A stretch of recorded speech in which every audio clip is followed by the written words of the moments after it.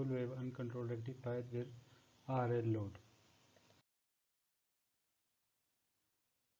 Basic आपको मैं review बता रहा हूँ कि हमने सबसे पहले जो है वो पढ़ा था फर्स्ट वन कि हमने half wave rectifier with R load, voltage और करंट इन फेज हैं और आपके पास आउटपुट पे हाफ वेव आ रही है। ये देख लें, ये हाफ वेव है जबकि इनपुट के दोनों हाफ साइकिल्स पास हो चुके हैं। फिर सेकंड नंबर पे हमने पढ़ा था आपके पास single phase uncontrolled half wave with R L load.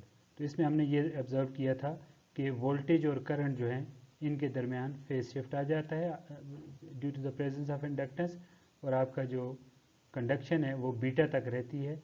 उस वक्त तक डायोड ऑन रहता है, यहाँ तक जो है वो डायोड 0 से पाई तक ड्यू टू द सोर्स था, और फिर उसके बाद नेचुरल रिस्पांस स्टार्ट हो जाता है। जो एनर्जी जो है वो इंडक्टर में स्टोर हुई है वो आपके पास आ जाती है। तो ये पहला कंपैरिजन है कि आप इसमें ये देखेंगे इन दोनों में कि यहाँ पे करंट और वोल्टेज के दरमियान ये ग्राफ है वी एस और आई नाट के दरमियान, जबकि यहाँ पे अगर आप वी नाट और देखें और आई एस को तो दोनों इन फेज़ हैं। ठीक है, तो यहाँ पे जो है वो फेज शिफ्ट आ गया है और आपके पास इस पॉइंट से आगे negative cycle of the output voltage load के क्रॉस अपियर हो रहा है, वी नाट बन रहा है। यहाँ पे अगर आप देखें तो वी नाट जो है वो ज़ीरो रहता है जब डायोड जो है वो अपाई के बाद नेगेटिव साइकिल स्टार्ट होता है। तो ये आपके पास बेसिक आइडियाज़ थे जिसमें इंडक्टेंस जो है वो आपको शिफ्ट देती है और नेगेटिव साइकिल अपीयर होता है। तो ये नेगेटिव साइकिल हम अगर उस पर कैपेसिटर लगा दें तो उसको वो जो है इसको वो क्लिप कर देता है। और अभी हम फुल वेव में देखेंगे कि इसका कैसे एडवांटेज होता है। फुल वेव हमने देख लिया, ये जो तीसरा ग्राफ है ये फुल वेव विद रेक्टिफायर है, half full wave rectifier with single phase full wave, half wave single phase rectifier with R load. ठीक है, तो इसमें भी देखेंगे कि अभी आपके पास आप आउटपुट पे फुल वेव मिल रही है और किसी भी टाइम पर वोल्टेज और करंट के दरमियान कोई फेज शिफ्ट नहीं है, ये सारे इन फेज हैं। तो तीनों जो हैं वो आपके पास इन फेज रहते हैं, ये आपके पास जो है वो आपके पास कोई फेज शिफ्ट नहीं आता। अब इन दोनों से जो तीसरे का डिफरेंस है वो यही है कि आउटपुट पे आपको वी नाट का जो ग्राफ है वो फुल वेव शो कर रहा है, कोई भी वैल्यू जो है वो कंटिन्यूसली ज़ीरो नहीं है ख़ास टाइम पीरियड के लिए। जो कुछ अगर आप वो देखें जो यहाँ पे था, ठीक है, जो फिगर वन में था। अब ये भी पाई पे जो है वो एक साइकिल में ज़ीरो होता है और ये भी पाई पे जो है वो ज़ीरो होता है, लेकिन उसके बाद हाफ वेव जो हाफ वेव रेक्टिफायर है फिगर वन में, इसके बाद ये पाई तक पाई से 2 पाई तक ज़ीरो रहता है, जबकि यहाँ पे दोबारा पाई से 2 पाई तक आपके पास नेगेटिव साइकिल माइनस के साथ, minus of the negative cycle, जो इसका मतलब है वो पॉजिटिव साइकिल एज अपीयर होता है जैसे पहले स्टेज में हुआ था। तो ये सारे फैक्टर जहन में रखते हुए अब हम आगे चलते हैं कि ये फुल वेव तीसरे के लिए कि अगर लोड जो है बजाय आर के हो तो आर एल हो तो क्या होगा।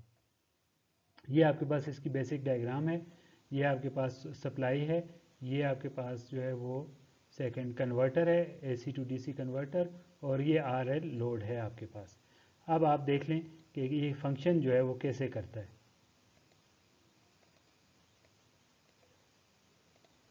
इसमें भी उसी तरह अगर आप यहाँ पे ऑब्ज़र्व करें, यहाँ पे इस पॉइंट पर ये वोल्टेज और करंट का ग्राफ है जैसे हमने आर एल लोड के लिए हाफ वेव में किया था। तो आपको नज़र आ रहा है कि वोल्टेज और करंट के इस ग्राफ में वोल्टेज यहाँ पे पाई पे ज़ीरो हो गई है, लेकिन करंट की जो आगे वैल्यू है वो ज़ीरो नहीं हुई और इस पॉइंट पर पहुँच गई है, नेक्स्ट जो आप उससे ग्रेटर देन पाई जो है वो कर रही है। ये जो देखें पहले इसमें ये करंट का मैक्सिमम है जबकि वोल्टेज का मैक्सिमम ये है। उसी तरह ये फेज शिफ्ट आएगा। तो जब पॉजिटिव ऑफ साइकिल आएगा तो आपके पास ये डायोड जो है वो कंडक्ट करना शुरू करेंगे। जैसे आप ये पॉजिटिव साइकिल है तो ये इन दोनों में से D3 और D1 में से D1 को जो है वो फॉरवर्ड बायस कर देगा, और इसी तरह माइनस साइन पे देखें, ये चूँकि एनोड के साथ कनेक्टेड है और ये पॉजिटिव इसके कैथोड के साथ कनेक्टेड है, जबकि ये नेगेटिव साइन जो है सप्लाई का ये D4 के एनोड के साथ कनेक्टेड है और D2 के कैथोड के साथ कनेक्टेड है। तो D4 का एनोड जो है वो लोअर पोटेंशियल पे है anode with respect to cathode, और D2 का जो है वो एनोड जो है वो हायर पोटेंशियल पे है विद रिस्पेक्ट टू कैथोड। तो ये D2 जो है वो आपके पास ऑन हो जाएगा।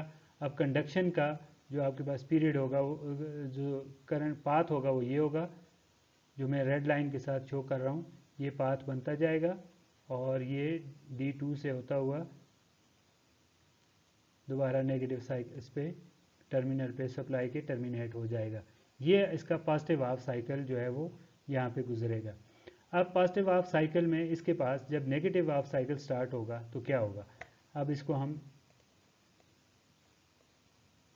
नेगेटिव हाफ साइकिल जब स्टार्ट होगा, अब नेगेटिव हाफ साइकिल कब स्टार्ट होगा, जब वोल्टेज सप्लाई की अपना साइकिल जो है वो रिवर्स करेगी। तो इसने अपना साइकिल जो है वो यहाँ पे रिवर्स किया है, ये आपके पास पाइप है, ठीक है।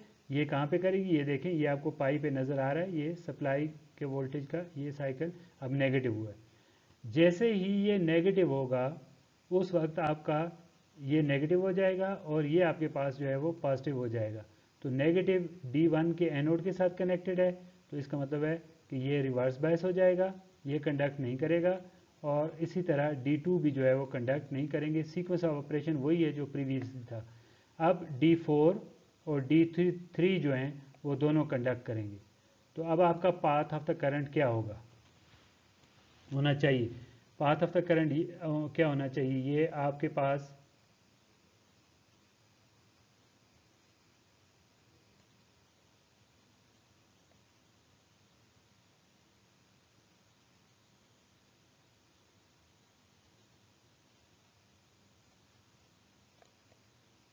ये आपका करंट का पाथ बन जाता है आपके पास, ठीक है। लेकिन इस दौरान क्या होगा कि अभी करंट की वैल्यू ज़ीरो नहीं हुई कभी भी। तो अगर आप देखें कि ID1 और ID2 यहाँ पे सीज हो जाएंगे, ID1 और ID2 क्या हो जाएंगे, सीज हो जाएंगे। तो ऑलरेडी जो एनर्जी की वजह से, इंडक्टर की एनर्जी की वजह से करंट फ्लो कर रहा था वो ज़ीरो नहीं हुआ।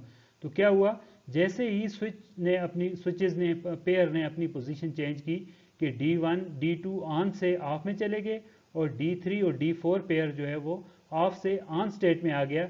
इस करंट को ऑलरेडी इस करंट को जो है वो उसी जो है वो डिक्रीजिंग में उसमें पाथ मिलेगा, ये यहाँ पे ये। तो ये यहाँ पे जैसे ही ये D1 और D2 करंट ज़ीरो होगा, D3 और D4 में से करंट स्टार्ट हो जाएगा और ये करंट जैसे फ्लो करना शुरू कर देगा, ठीक है। तो अब आप देख सकते हैं कि यहाँ पर आपको एक ब्रेक नज़र आ रही है। ऑल ऑफ ए सडन जो है वो करंट जो है वो पॉजिटिव से नेगेटिव में सप्लाई का करंट जो है वो जा रहा है यहाँ पे, ठीक है। तो सप्लाई का करंट बजाय इसके कि जो प्रीवियसली था कि जब हमने single uncontrolled half wave rectifier पढ़ा था तो उसमें करंट ज़ीरो हुआ और उसके बाद ज़ीरो रहा। लेकिन अब फुल वेव में आपके पास देखें कि करंट जो है वो कभी भी ज़ीरो की तरफ जो है वो वैल्यू उसकी नहीं जाएगी। अब ये आपके पास इन दो पॉइंट्स पे करंट शिफ्ट हो रहा है। ये वाला पॉइंट जो है D2 से D1 D2 से D3 D4 पे करंट जो है वो शिफ्ट हो जाएगा। इसी तरह आपका अब नेगेटिव साइकिल भी जो चलता रहेगा। लेकिन अगर आप गौर करें तो प्रीवियसली भी करंट की यही, पॉजिटिव हाफ साइकिल में भी करंट की यही डायरेक्शन थी, ये वाली, और नेगेटिव हाफ साइकिल में भी करंट की यही डायरेक्शन थी। मैग्नीट्यूड उसका इंक्रीज डिक्रीज होगा, लेकिन in both cases the current eight output I0 same रहेगा। इसका मतलब है ये जो voltage drop across the load complete V0 है, ये भी सेम रहेगा, पॉजिटिव साइकिल पे रहेगा। तो आपके पास ये जो है वो पॉजिटिव साइकिल आएगा। ये इसका बेसिक ऑपरेशन था जो आपने अंडरस्टैंड करना है। तो आपके पास ब्रिज सर्किट में बजाय इसके कि करंट ज़ीरो हो, करंट डायरेक्टली ट्रांसफॉर्म होता है फ्रॉम वन पेयर। जैसे अभी हमने पॉजिटिव से नेगेटिव साइकिल में एंटर हुए तो D1 से D2 में जो है D1 D2 पेयर से D3 D4 पेयर पे जो चला गया। तो RL लोड के cross full wave rectifier sinusoid appear होता है। फुल वेव रेक्टिफायर, ये देखें, ये इसका एक हाफ साइकिल है, ये यहाँ पे ख़त्म हुआ। अब सेम कॉपी दूसरे हाफ साइकिल की भी ये वही है। तो इसका मतलब क्या हुआ, इनपुट का जब एक साइकिल पास किया, इनपुट का ये एक साइकिल है, ये इसका टाइम पीरियड है T, तो उस वक्त आपके पास यहाँ पे आउटपुट पे आपके पास दो साइकिल पास करेंगे। तो आउटपुट की फ्रीक्वेंसी जो है एज यूजुअल जैसे हमने full wave single phase full wave में पढ़ा था विद आर लोड, उसमें भी सब फ्रीक्वेंसी जो है वो क्या हो जाती है, डबल हो जाती है, ठीक है जी। अब आप गौर से दूसरा चीज़ जो देखें कि आपके पास इसमें वोल्टेज में आपके पास डीसी टर्म होंगे आउटपुट पे और इवन हार्मोनिक्स होंगे। तो ये चीज़ आपको फोरियर सीरीज़ बताती है। फोरियर सीरीज़ का एनालिसिस जो है वो आपने करना है। और चूँकि ये इसमें जो बी के टर्म है वो भी ज़ीरो होगी और ए के टर्म और जो ए नॉट टर्म है वो एग्जिस्ट करेगी। तो इवन हार्मोनिक्स जो हैं वो आपके मौजूद होंगे। इवन मतलब cos of pi, then cos of cos of theta, cos of 2 theta, cos of 4 theta, ये सारे हार्मोनिक्स एग्जिस्ट करेंगे। 1 3 5 7 ये एग्जिस्ट नहीं करेंगे। तो आपके पास आउटपुट वोल्टेज जो है उसमें एक डीसी टर्म है और एक आपके पास जो है दूसरे सारे हार्मोनिक्स हैं। ये हार्मोनिक्स जो हैं इसमें एन जो है वो 2 4 6 8 चलेगा along with the fundamental component। Fundamental component भी इसमें मौजूद होगा। फंडामेंटल कंपोनेंट की वही फ्रीक्वेंसी होगी जो यहाँ पे आपके पास इनपुट सिग्नल की थी। तो वी नॉट जो है वो आप इसको कैलकुलेट कर सकते हैं, एवरेज वैल्यू ले रहे हैं इसकी। तो ये आपके पास 2Vm डिवाइडेड बाई पाई आता है, जबकि Vn जो है वो आपके पास n की वैल्यूज़ आप लेते जाएं और वो देखते जाएं। Vn कोई भी आप निकाल सकते हैं, जैसे ये उसने सम किया है और कोई भी एक जो n है वो V1 जैसे है वो इक्वल होगा 2Vm divided by pi 1/n-1। n-1 zero आ जाएगा और ये आपके पास माइनस जो है 1/1 + 2 आ जाएगा। तो आपके पास 0 - 1/2 आ जाएगा। तो ये आपके पास Vm बाय पाई आ जाएगा। ठीक है जी, ये हार्मोनिक्स की वैल्यू है विद माइनस साइन। अब अगर आप गौर से देखें कि करंट को हम कैसे कैलकुलेट कर सकते हैं, जैसा वोल्टेज होगी इसी शेप का फेस के साथ जो है वो करंट होगा। तो आई एन जो आई नॉट जो है वो V naught divided by R, ये करंट जो है वो इसमें से फ्लो करेगा। ठीक है, तो आपके पास आई एन जो है वो V N divided by Z N है। वी एन आपने यहाँ से ले लिया, तो वी एन की वैल्यू जो है वो आप यहाँ से लेंगे। तो जेड आपको पता है कि Z J N omega L. तो अब आपने एन के साथ देखना है कि क्या ये एन क्या क्या इफेक्ट डालता है। तो एन जो है नंबर ऑफ हार्मोनिक्स जो है वो इंक्रीज होते हैं। तो अगर आप यहाँ से देखेंगे तो वोल्टेज जो है वो वोल्टेज एम्पलीट्यूड जो है वो क्या होता है, डिक्रीज होता है यहाँ पे। अब फंडामेंटल का अगर 10 है तो दूसरे हार्मोनिक का एम्पलीट्यूड हो सकता है 6 हो और तीसरे हार्मोनिक्स का 4, नेक्स्ट का 4 2, इस तरह हार्मोनिक्स का वोल्टेज का मैग्नीट्यूड जो है वो डिक्रीज करेगा। ठीक है जी, तो आप अगर आपके पास इसके साथ जैसे जैसे हार्मोनिक्स जो हैं वो बढ़ते जाएंगे। नंबर 2, अगर आप गौर से देखें तो Z is equal to N plus J omega L. Z N is equal to R plus N omega L J के साथ। तो जैसे जैसे आपके पास जे एन बढ़ेगा जो जेड एन की वैल्यू है वो इंक्रीज करेगी। आप इस इक्वेशन से देख सकते हैं। तो अब आपके पास अगर वोल्टेज देखें I N is equal to V N divided by Z N. तो वोल्टेज जो है वो एन के साथ डिक्रीज कर रही है, जबकि करंट जो है इम्पिडेंस जो है वो आपके साथ जो है इम्पिडेंस जो है वो डिक्रीज कर रही है। लेकिन जो इसका इम्पिडेंस का इंक्रीजिंग इफेक्ट है वो बहुत ज़्यादा होगा as compare to this voltage का डिक्रीजिंग का इफेक्ट। ये वोल्टेज का जो डिक्रीजिंग है ये भी कंबाइंड, ये दोनों होंगे तो ओवरऑल रिजल्ट अगर आप देखेंगे तो करंट जो है वो आई एन जो है वो डिक्रीज कर रहा होगा ज़्यादा rapidly for the increasing number of harmonics. N की वैल्यू जैसे बढ़ती जाएगी। तो इसका मतलब क्या हुआ कि आपके पास इफेक्टिव जो होंगे, आपके पास एक तो डीसी टर्म होगी पहले में वी नॉट जिसको हमने कहा, और फिर उसके बाद आई नॉट जैसे होगा, आई नॉट बन जाएगा, वी नॉट से आई नॉट बनेगा।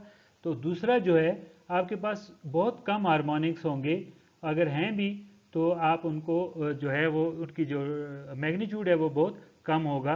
तो अगर आप इनिशियल के ही कुछ हार्मोनिक्स ले लें तो आप जो है वो करंट को प्रॉपरली डिस्क्राइब कर सकते हैं। अब इसका इफेक्ट है यहाँ पे, अगर आप ग्राफ को देखें तो ग्राफ को देखें तो अब आपका जो करंट होता है इंडक्टर में, इंडक्टर जब भी होता है करंट चेंजेस को अपोज करता है। अगर इस एल की वैल्यू जो है वो इंडक्टिव इसकी रिएक्टेंस की वैल्यू बहुत लार्ज हो कि आप इसमें यहाँ पे कोई इनिशियली जो आप कोई उसमें इंडक्टर ऐड कर दें, जैसे यहाँ पे लोड की वैल्यू के अलावा इंडक्टर ऐड कर दें, तो ये आपका करंट जो है ये स्मूथ हो जाएगा। ये वी नाट आई नाट है, और ये देखें इसका वी एस के साथ जो है वो प्रॉपर फेज डिफरेंस है। ठीक है, ये वी नाट और आई नाट ये आपके पास जो है ये कहाँ पे ये आपका पहले साइकिल का करंट है, आई डी वन ये बनाएगा, और फिर जैसे ही दूसरा साइकिल होगा तो अल्टीमेटली आपके पास जो करंट होगा वो बिल्कुल स्मूथ होगा। ठीक है, तो इम्पीडेंस जो है वो जब आपने ऐड कर ली तो करंट जो है ये डायोड एक पेयर का करंट है, एक साइकिल की कंडक्शन है, नेक्स्ट यहाँ से स्टार्ट हो जाएगी, फिर नेक्स्ट स्टार्ट यहाँ से, तो करंट सब में कांस्टेंट है। तो हाई इंडक्टिव जो है वो आपके इनिशियली जो है इफेक्टिवली जो है वो AC terms in the Fourier series effectively eliminates the AC current terms in the load। Harmonics आपके जो हैं वो आपके डिलीट हो जाएंगे और आपके पास प्योर DC करंट जो है वो आ जाएगा, लोड करंट। अगर ओमेगा एल की वैल्यू R से बहुत बड़ी हो तो then I omega T is approximately I naught के बराबर हो जाएगा, तो जो DC करंट होगा, और जो V naught divided by R, और V नाट की वैल्यू आपने निकाली थी 2Vm डिवाइडेड बाई R, कोई भी अब इसमें हार्मोनिक्स नहीं होंगे। और चूंकि ये प्योर DC है तो एवरेज करंट और DC RMS करंट दोनों आपस में इक्वल होंगे। ये आपके पास जो है वो इफेक्ट है कि किसका, आपके पास जो है वो हाई इंडक्टेंस का है। ऑब्वियसली नॉन साइनोसाइडल करंट जो है वो आपके पास जब डिस्टॉर्शन आती है तो हार्मोनिक्स जो हैं वो आपके पास कंसर्न होते हैं, इनको आपने जो है वो एलिमिनेट करना होता है किसी तरह से।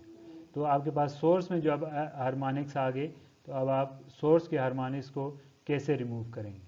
ठीक है, ये अगर आप देखें तो अब यहाँ पे सोर्स जो है बजाय प्योर साइन वेव के अब आपको एक ये स्क्वायर वेव नज़र आ रही है। स्क्वायर वेव आपको पता है कि इस स्क्वायर वेव का एवरेज वैल्यू तो ज़ीरो होगा, लेकिन इसमें हार्मोनिक्स होंगे। ठीक है ना, हार्मोनिक्स वो आपको जो प्रीवियस लेक्चर था उसमें बता दिया कि इवन कहाँ पे होंगे, ये लेक्चर नंबर शायद 3rd में या 4th में, तो उसमें इवन और आर्ट जो है वो मौजूद होंगे नहीं होंगे, और DC टर्म कब ज़ीरो होगी।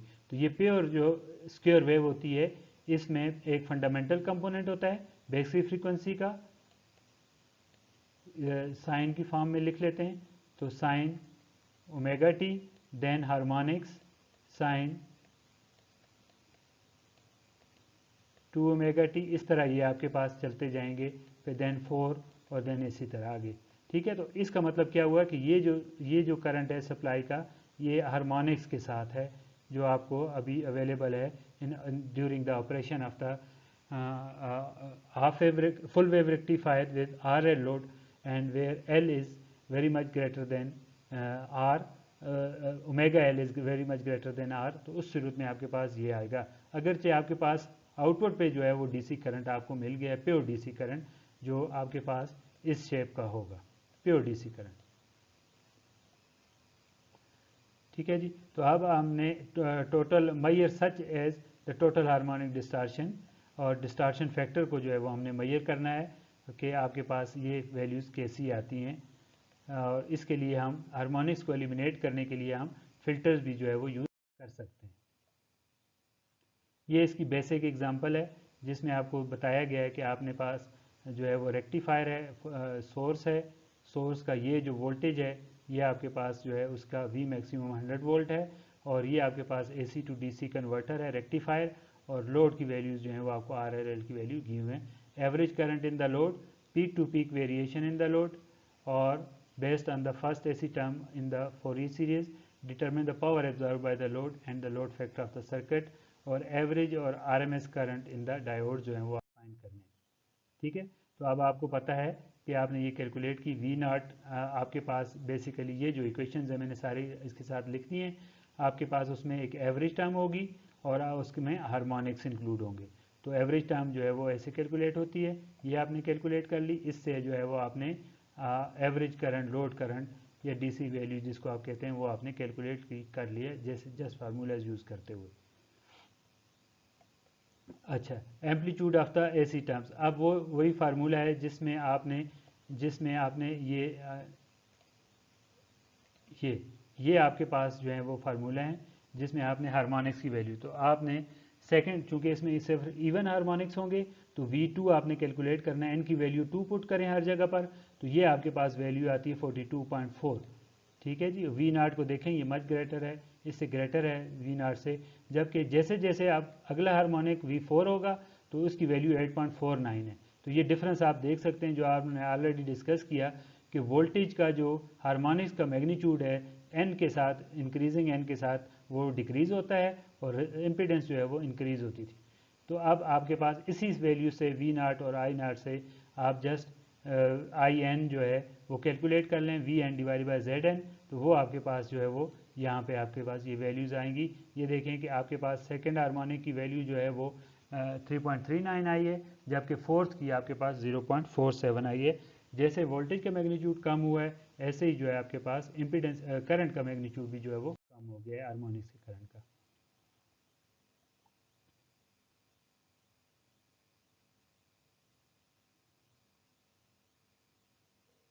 अब वो कहता है हार्मोनिक्स की वेरिएशन का, तो पहले हार्मोनिक को अगर आप देखें तो उसी की मदद से हम जो है वो इसकी वेरिएशन निकाल सकते हैं। तो आप उस वैल्यू को देखें, चेंज इन द I0 वो आपके पास 2.39 है, तो प्लस भी जाएगा और माइनस भी, तो 3.39 मल्टीप्लाई बाई 2 6.68 की पीक टू पीक वेरिएशन आपके पास आएगी। IRMS आपने निकालना है, तो IRMS आपके पास आएगा सिंपल, अगर एक आपके पास सिग्नल होता है तो जस्ट अंडर रूट आपने करना था, मीन स्क्वायर लेना था, फिर उसका मीन लेना था, मीन लेके आपने उसको स्क्वायर रूट ले लेना था। तो अब आपके पास चूंकि हार्मोनिक्स हैं तो सबका आपने इंडिविजुअली करना है, फंडा उसका पहले हार्मोनिक का fundamental, then first harmonic, then second harmonic, तो ये आपके पास RMS वैल्यू 6.81 आएगी। अब आप इसमें और टर्म्स भी ऐड कर सकते हैं, लेकिन आपने देखा कि ये करंट की वैल्यू जो है वो ऑलरेडी हार्मोनिक्स की, फोर्थ हार्मोनिक की कम हो गई है, तो आप इसके बाद जो है बाकी करंट्स को भी इग्नोर कर सकते हैं, इस पे कोई ज़्यादा इफेक्ट जो है वो नहीं आएगा। ठीक है, तो अब आप पावर निकाल सकते हैं, पावर कैलकुलेट कर सकते हैं आई स्क्वायर आर से, ये आपके पास पावर जो है वो बेसिक कैलकुलेट होगी। और एक्टिव पावर, पावर फैक्टर जो है वो active power divide by apparent power, तो एक्टिव पावर जो है वो आपने कैलकुलेट की हुई है, जो अपरेंट पावर है वो VRMS सप्लाई की, और IRMS को आप यूज़ करते हुए देख सकते हैं, कैलकुलेट कर सकते हैं। ये वे दोनों वैल्यूज़ जो हैं वो आपने कैलकुलेट कर ली। वी सप्लाई का तो आपको पता है V मैक्सिमम है 100 डिवाइडेड बाई √2 सिंपल आ जाएगा, और ये 6.81 आप यहाँ से लेके आए हैं, तो आपने कैलकुलेट कर लिया, पावर फैक्टर जो है 0.964 आ गया। अब जो आपके पास डायोड है वो आपके पास जो है वो हाफ टाइम के लिए कंडक्ट करता है और हाफ टाइम के लिए नहीं कंडक्ट करता। डायोड, कोई भी जो डायोड है, किसी एक डायोड को भी देख लें, अगर हम D2 को देखें तो वो इस टाइम के लिए कंडक्ट करेगा, ये D1 2 का पेयर जो ऐसे कंडक्ट करेगा 0, देन फिर कोई वैल्यू आएगी, और फिर ये इसी तरह D3 और D4, तो इसका एवरेज जो है वो आप निकाल सकते हैं। एवरेज वैल्यू जो है वो आप सिंपल उसका जो DC वैल्यू है उसकी, उसको डिवाइड कर दें एवरेज, तो ये आपके पास, ये चूँकि 6 पॉइंट आपके पास 37 जो फंडामेंटल कंपोनेंट था और उसका ये वैल्यू थी, तो ये आप डिवाइड कर लें, दो उसमें दो साइकिल्स हैं हाफ, तो इसलिए डिवाइड बाई 2 आपके पास 3.19 वैल्यू आ गई। इसी से एवरेज वैल्यू से जो है वो आप RMS करें, तो IRMS डिवाइड, सॉरी, जो करंट है उसका RMS करंट, वो आप चूँकि √2 यूज़ करके आप यहाँ से कैलकुलेट कर सकते हैं, 4.82 आपके पास आ गया।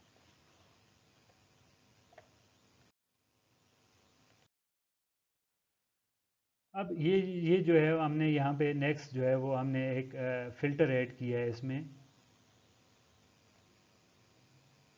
जो है वो DC के वोल्टेज आपने देखा उसमें वेरिएशन थी, जबकि करंट में कोई वेरिएशन नहीं थी, वो उसको आप इंडक्टिव लोड्स की वजह से ये, और जो है वो आपके पास जो है आपके पास आ जाएगा करंट, ये जो उसका R लोड के साथ था ये वो बनाया हुआ है, तो ये आपका आपका IL है आपके पास, और ये आपके पास जो है वो दो तरह का हो सकता है कि आप उसमें कितनी इंडक्टेंस ऐड करते हैं। अगर ज़्यादा इंडक्टेंस की वैल्यू ऐड करेंगे तो इसमें ये कंटिन्यूटी आ जाएगी। जैसे अभी हमने लास्ट एग्जांपल में देखा कि हाई इंडक्टेंस की वजह से करंट बिल्कुल स्मूथ हो गया था। ठीक है, तो ये अब आपके पास दो ऑपरेशंस होते हैं, एक कंटिन्यूस ऑपरेशन होता है और एक डिसकंटिन्यूस करंट का ऑपरेशन होता है। ये दो मोड जो हैं वो होते हैं, और ये सारा जो हो रहा है वो इंडक्टर की वजह से हो रहा है जो आपने एलसी फिल्टर में ऐड किया है। ये बेसिकली आपने जो है फिल्टर ये डिज़ाइन किया, ये सारा एल और सी की कम्बिनेशन से, और ये प्योर आर के लिए है। प्योर आर में नेगेटिव साइकिल आ रहा था तो उसको भी हम जो है वोल्टेज का वो उसको अवॉइड कर सकते हैं और करंट को ज़्यादा स्मूथ कर सकते हैं। सी जो है, सी आपको ऑब्वियसली सी आपको आउटपुट पे कांस्टेंट वोल्टेज जो है वो प्रोवाइड करने के काबिल होता है। वोल्टेज कैपेसिटर वोल्टेज चेंजेस को अपोज करता है और इंडक्टर करंट चेंजेस को। तो करंट जो है वो थ्रू इंडक्टर हमेशा स्मूथ रहने की कोशिश करता है और वोल्टेज अक्रॉस द कैपेसिटर हमेशा कांस्टेंट रहने की कोशिश करती है।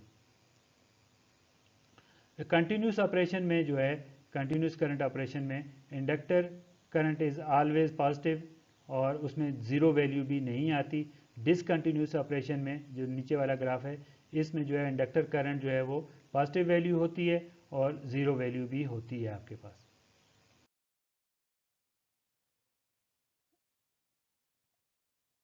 अच्छा, अब देखते हैं कि इसका एलसी फिल्टर के साथ बेसिकली मैथमेटिक्स और वोल्टेज पे क्या फ़र्क पड़ता है।